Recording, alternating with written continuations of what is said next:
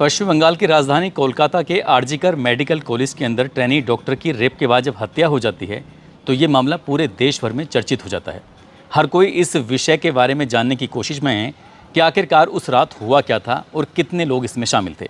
हालांकि सीबीआई की जब रिपोर्ट सामने आती है तो पता चलता है कि एक व्यक्ति है जिसका नाम संजय रॉय होता है, वो ही इस घटनाक्रम में शामिल होता है। साथ ही जो कॉलेज का प्रिंसिपल होता है जिसका नाम संदीप घोष होता है। लेकिन संदीप घोष के बारे में एक बात और जब पता चलती है तो और ज़्यादा हैरानी होती है। दरअसल आरजीकर मेडिकल कॉलेज के पूर्व उपाधीक्षक अख्तर अली ने जब मीडिया को इंटरव्यू दिए तो इंटरव्यू में बताया कि ये जो संदीप घोष होते हैं ये बॉडियों की तस्करी करते हैं, यानी कि लाशों की तस्करी करते हैं। साथ ही इन्होंने जो ज्वाइन किया था इसी कॉलेज के अंदर जनवरी 2021 को ज्वाइन किया था। ये हर मामले में 20% कमीशन का तय हो जाता है और कम से कम इन पर ईडी की जांच होनी चाहिए और इसे पड़ताल करनी चाहिए कि आखिरकार इन्होंने कितनी वित्तीय गड़बड़ियां यहाँ पर की हैं। अब जैसे क्या संदीप घोष हो या फिर संजय रॉय हो, इनकी पोलोग्राफी के टेस्ट होने हैं और इनसे ये पता करने की कोशिश की जाएगी कि आखिरकार इन्होंने जो अपने बयान अभी तक दिए हैं इसमें कितना सच है और कितना झूठ है। आज की इस कहानी के माध्यम से हम यही जानने की, यही समझने की कोशिश करेंगे कि आखिरकार अब तक जो मामला हुआ है उसमें कई ऐसे चौंकाने वाले तथ्य सामने आए हैं जिसको सुनकर शायद आप लोग भी हैरान रह जाएंगे। आदाब, नमस्कार, सत श्री अकाल। मैं उस्मान सैफ़ी। आज की जो सच्ची घटना मैं आपको सुनाने जा रहा हूँ, ये सच्ची घटना है पश्चिम बंगाल की राजधानी कोलकाता के आरजीकर मेडिकल कॉलेज की। दरअसल 9 अगस्त 2024 की सुबह जब 8 बजे के आसपास का वक्त था तब पीजीटी स्टूडेंटों को ये पता चल जाता है कि तीसरी मंजिल पर इसी कॉलेज के जो सेमिनार हॉल है वहाँ पर एक महिला डॉक्टर है, जो ट्रेनी डॉक्टर है, उनकी लाश पड़ी हुई है। अब इस बात की सबसे पहले सूचना दी जाती है जो एचओडी होते हैं अरुणम दत्ता, साथ ही जो प्रिंसिपल होते हैं संदीप घोष, इनको सूचना दी जाती है। और सूचना देने के बाद अब यहाँ से प्रिंसिपल का रोल शुरू हो जाता है। प्रिंसिपल ने अपने वाइस प्रिंसिपल जो होते हैं संजय वशिष्ठ, इनको जानकारी देते हैं कि जितनी जल्दी हो सके सेमिनार हॉल में पहुँचो। साथ ही 4 और डॉक्टरों को यहाँ पर सूचना दी जाती है। इन 4 डॉक्टरों में अगर बताया जाता है, ये दरअसल मेडिकल कॉलेज के ही एक प्रोफेसर ने दैनिक भास्कर को ये अपनी जो जानकारी देते हैं, उस जानकारी के आधार पर हम आपको बताने की कोशिश कर रहे हैं कि सेमिनार हॉल में 4 खास व्यक्ति जाते हैं संदीप घोष के, जो उस वक्त के प्रिंसिपल हुआ करते थे, जिसके एक का नाम होता है सुमित कुमार टापदार और साथ ही दूसरे होते हैं तपोदय विश्वास और डॉक्टर सुशांता कुमार रॉय और डॉक्टर अबिगडे। अगर हम 2 शुरू वालों की बात करें जिसमें सुमित और तपोदय की बात करें तो ये जो इन व्यक्तियों के 2 जिम्मेदारी दी गई थी कि आपको ये जो घटनाक्रम हुआ है इसमें मीडिया, इसमें डॉक्टर, इसमें स्टूडेंट, इन सबको ये बताना है कि जो ट्रेनी डॉक्टर हैं इन्होंने अपनी जीवन लीला को समाप्त कर लिया है। कुछ इसी तरह से मीडिया को मैनेज करना है, डॉक्टरों को भी, और ट्रेनी जो डॉक्टर होते हैं इनको मैनेज करना है। और जो बात की जो 2 डॉक्टर होते हैं, एक का नाम डॉक्टर सुशांत कुमार राय होता है, दूसरे का अबिगडे होता है।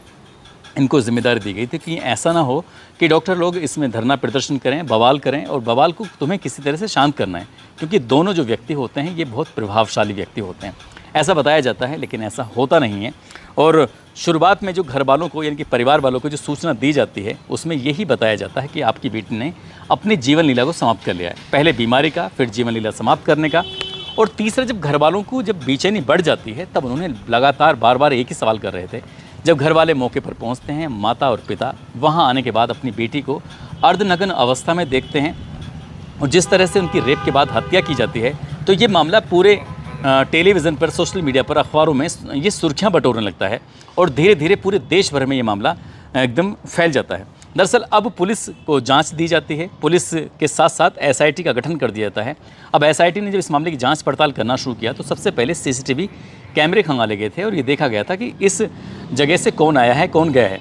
अब सीसीटीवी कैमरे के आधार पर पता चलता है कि एक व्यक्ति है जिसका नाम संजय रॉय है, जो कि सिविक वॉलंटियर है, जो कि पुलिस के लिए काम करता है और इसका हॉस्पिटल में आना जाना, मरीजों को देखना, उनकी तीमारदारी जैसे करना, उनको भर्ती कराना और हॉस्पिटल में कहीं भी इसे घूमने की इसे आज़ादी होती है। दरअसल ये सबसे ज़्यादा, यानी कि 40 मिनट के करीब ये सेमिनार हॉल के अंदर रहता है। तो पुलिस का, यानी कि एसआईटी का प्राइम सस्पेक्ट जो था वो ये संजय रॉय होता है। और संजय रॉय को एक बात और से भी पकड़ा जाता है, क्योंकि लाश के पास में एक ब्लूटूथ मिलता है और ब्लूटूथ का जो मिलान किया जाता है, हालांकि कई लोगों को रडार पर लेती है एसआईटी, और जो रडार पर लेने के बाद पता चलता है कि जो ब्लूटूथ होता है वो संजय रॉय का उस ब्लूटूथ से मैच कर जाता है जो क्या उस लाश के पास मिलता है। साथ ही जब उसे पकड़ के लेके आते हैं तो उसने अपने कपड़ों को तो धो दिया था, लेकिन जूतों को साफ़ करना वो भूल जाता है और उसमें बताया जाता है कि उसके शूज़ पर कुछ ब्लेड के निशान पाए जाते हैं जो उस लेडी डॉक्टर के बताए जाते थे।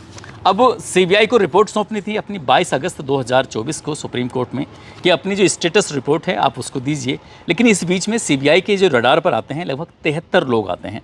उसमें हॉस्पिटल से जुड़े 73 लोग थे, जिनसे अलग अलग तरीके से बारीक जो भी इस प्रत्यक्ष और अप्रत्यक्ष रूप से इस ट्रेनी डॉक्टर से जुड़ा हुआ था, उन सभी से पूछताछ की जाती है। और पूछताछ के बाद फिर संजय रॉय का नाम सबसे अग्रणी होता है, नंबर 1 पर होता है। और इसकी जब फॉरेंसिक रिपोर्ट आती है तो उससे पहले तक लोग समझ रहे थे कि इसमें कई लोगों का इसमें हाथ रहा है, महिला डॉक्टर के साथ रेप करने में और उनकी हत्या करने में। लेकिन जब फॉरेंसिक रिपोर्ट आती है तो उससे साफ क्लियर हो जाता है कि इसमें सिर्फ एक व्यक्ति का रोल रहा है और वो व्यक्ति कोई और नहीं बल्कि संजय रॉय होता है।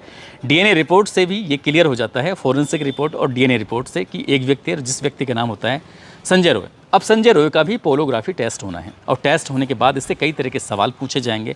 हालांकि अभी भी सवाल पूछे जा रहे हैं लगातार और ये आगे भी पूछने हैं कि इसे क्रॉस वेरीफाई। हालांकि ये भी बताया जाता है कि पोलोग्राफी टेस्ट का इस कोर्ट में कोई मतलब नहीं होता है, लेकिन फिर भी सीबीआई अपनी तसल्ली के लिए कि आखिरकार जिससे अभी तक जो पूछताछ की गई है, इस पूछताछ में कितना ये सच बोल रहा है, कितना ये झूठ बोल रहा है, क्रॉस वेरीफाई करने के लिए अब संजय रॉय ने इस बात की हाँ भी भर दी है, कोर्ट से भी अनुमति मिल गई है। लेकिन ये संजय रॉय अकेला नहीं है, बल्कि संदीप घोष जो कि इस कॉलेज का प्रिंसिपल होता है, जिसने ये कहते हुए कि मैं अपनी नैतिक जिम्मेदारी लेता हूँ, मेरी बेटी की तरह है, इसलिए इस घटना हुई है और मैं उसके इस्तीफा देता हूँ। जैसे ही उसने इस घटना के बाद अपना पद से इस्तीफा दिया, 12 घंटे भी नहीं बीते थे कि पश्चिम बंगाल की सरकार ने उनको एक बार फिर से चार्ज दे देते हैं। लेकिन जब एसआईटी मामले की जांच कर रही थी तो कहीं ना कहीं सॉफ्ट कॉर्नर था इसके संदीप घोष के प्रति कि इस मामले को कहीं ना कहीं उनकी मर्जी, ऐसा था जैसे सबूत को मिटाने की वाली बात थी। ये बात 22 अगस्त 2024 को सुप्रीम कोर्ट में जब सीबीआई अपनी रिपोर्ट सौंपती है तो पुलिस की लापरवाही सामने आती है। जस्टिस को ये भी कहना पड़ जाता है कि अपने 30 साल के करियर में हमने इस तरह की बात नहीं देखी, इस तरह का पुलिस का रोल नहीं देखा जिस तरह से पुलिस ने ये काम किया है। अब संदीप घोष का जो इसमें रोल पाया जाता है उसमें एफआईआर लेट दर्ज कराना पाया जाता है, क्राइम सीन को खुलेआम से छोड़ दिया जाता है। ये बताया जाता है कि 15 डॉक्टर उस क्राइम सीन के इर्द गिर्द घूमे थे, उनके फुट के जो प्रिंट थे वो भी पहुंच जाते हैं, उन्होंने कई चीज़ों को छुआ भी था। तो इसलिए जो क्राइम सीन था वो पूरी तरह से गड़बड़ा जाता है।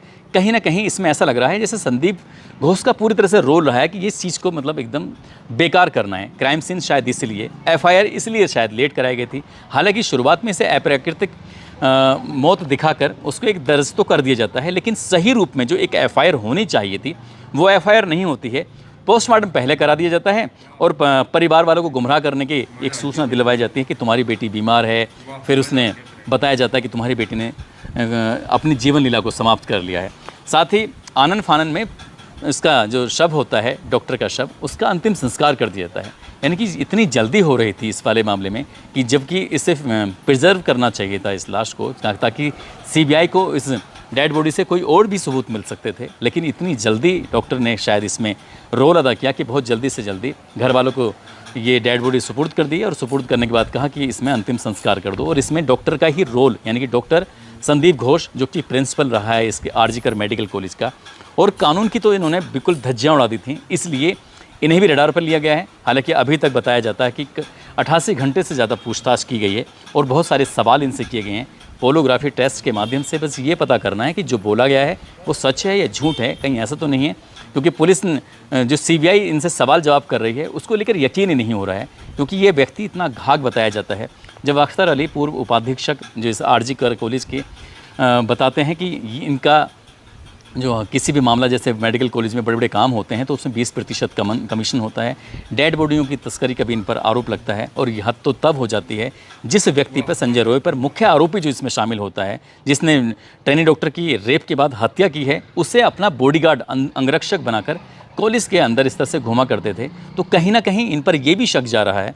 दो बातें बताई जाती हैं। पहला तो ये कि कॉलेज की अपनी साख बचाने के लिए, कॉलेज की और खुद की अपनी साख बचाने के लिए, और दूसरा जो शक इन पर बताया जा रहा है, इन्होंने जितना सारा जो रायता फैलाया था, दूसरा ये कि संजय रॉय की जो इनकी नज़दीकियाँ थी, शायद संजय रॉय को भी इनको बचाना था। अब सीबीआई इस मामले की जांच पड़ताल कर ही रही थी, लेकिन जब पुलिस और सीबीआई ने जो सीसीटीवी कैमरे को खंगाला तो कुछ ऐसी चीज़ें भी इसमें सामने आती हैं, जिसमें बताया जाता है कि 8 अगस्त 2024 की रात लगभग 12 बजे के आसपास ये 3 डॉक्टर होती हैं। ट्रेनी डॉक्टर जिसकी हत्या हो चुकी है, और एक और ट्रेनी डॉक्टर होती हैं अर्का, दूसरी ट्रेनी डॉक्टर होती हैं सुमित्रा।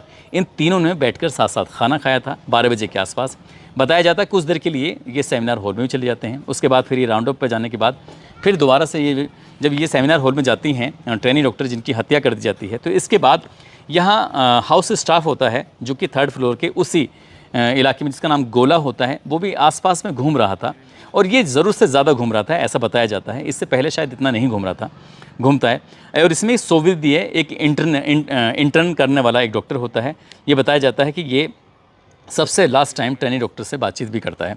आखिरकार इन चारों की ट्रेनी डॉक्टर से क्या बातचीत हुई थी, वो क्यों वहाँ पर जो एक कर्मचारी होता है हाउस स्टाफ, वो क्यों घूम रहा था, इन चारों को भी रडार पे लिया गया है। जिसमें क्या अर्का होती हैं, सुमित्रा होती हैं, गोला होता है, साथ ही सोबिद ये जो इंटर्नशिप कर रहा है, वो चारों व्यक्ति। अभी तक इसमें 6 लोगों के नाम सामने आते हैं जिनके पोलियोग्राफी टेस्ट होने हैं, जिसमें नंबर 1 संजय रॉय होता है, दूसरा संदीप घोष जो कि प्रिंसिपल होता है, तीसरा वो ट्रेनी डॉक्टर होती हैं अर्का और सुमित्रा जिन्होंने साथ खाना खाया था, एक वो व्यक्ति होता है हाउस स्टाफ जिसने जो क्या उस सेमिनार के इर्द गिर्द घूम रहा था, सोबिद ये इंटर्नशिप करने वाला वो डॉक्टर जिसने जो क्या महिला डॉक्टर जो ट्रेनी डॉक्टर जिसकी हत्या हो जाती है, जिनसे क्या उसकी शायद अंतिम बार बातचीत हुई है। पोलियोग्राफी टेस्ट के माध्यम से इनसे भी ये जानने की कोशिश की जाएगी कि आखिरकार इनकी क्या बातचीत हुई थी। इसमें ये भी समझने की कोशिश की जाएगी जब ट्रेनी डॉक्टर के साथ खाना खाया जा रहा था तो उस वक्त उनका मिजाज कैसा था, यानी कि उन्हें गुस्सा तो नहीं था, वो चिड़चिड़ी तो नहीं थी, कहीं ऐसा तो नहीं था वो किसी दबाव में थी, या कोई ऐसा तो नहीं था कोई उनका पीछा तो नहीं कर रहा है। बहुत सारे सवाल हैं जो पोलियोग्राफी टेस्ट के माध्यम से ये जांच पड़ताल की जाएगी। और 22 अगस्त 2024 को जो सीबीआई ने अपनी स्टेटस रिपोर्ट सौंपी है, अभी वो अंतिम रिपोर्ट नहीं है बल्कि 4 सितंबर 2024 को भी वो रिपोर्ट सौंपी जाएगी, और रिपोर्ट के माध्यम से ये पता करने की कोशिश की जाएगी कि आखिरकार अभी इसमें और क्या मामला है। क्योंकि एक छोटे से छोटे पहलू पर जांच पड़ताल तो की ही जा रही है, लेकिन सीबीआई इसमें किसी भी तरह की कोई लापरवाही नहीं करना चाहती है।